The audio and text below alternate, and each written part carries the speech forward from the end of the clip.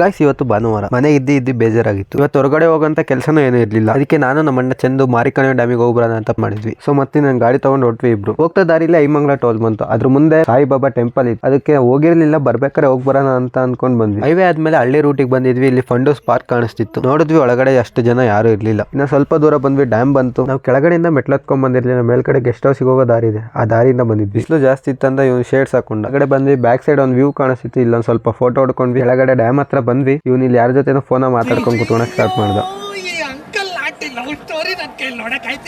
ಅವ್ನ್ ಬರ್ಲಿಲ್ಲ ಅಂತ ನಾನು ಒಬ್ನೇ ವಿಡಿಯೋ ಮಾಡ್ಕೊಂಡು ಇವ್ನಿಗೆ ಕಾದಿ ಸುಸ್ತಾಗಿ ಬರ್ಲಿ, ಯಾವಾಗ ಬರ್ತಾನ ಅಂತ ಆರಾಮಾಗಿ ಕುಂತಿದ್ದೆ. ಅವಾಗ ಬಂದು ಫೋಟೋ ಹೊಡ್ಕೊಂಡು ಬಾ ಅಂತ ಕರೀತಾನೆ.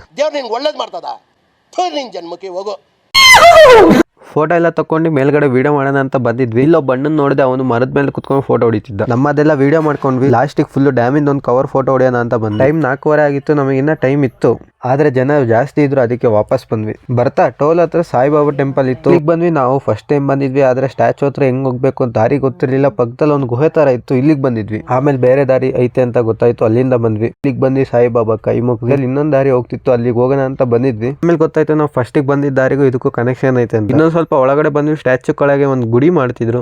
ವಿಡಿಯೋ ಮಾಡಿದೆ, ಬಟ್ ಲೈಟ್ ಇರ್ಲಿಲ್ಲ, ಏನು ಕಾಣಿಸ್ತಾನೂ ಇರ್ಲಿಲ್ಲ. ಹೊರಗಡೆ ಬಂದ್ವಿ. ನೆಕ್ಸ್ಟ್ ಏನ್ ಮಾಡಿದ್ವಿ ಅಂತ ಮುಂದಿನ ವಿಡಿಯೋದಲ್ಲಿ ಹೇಳ್ತೀನಿ.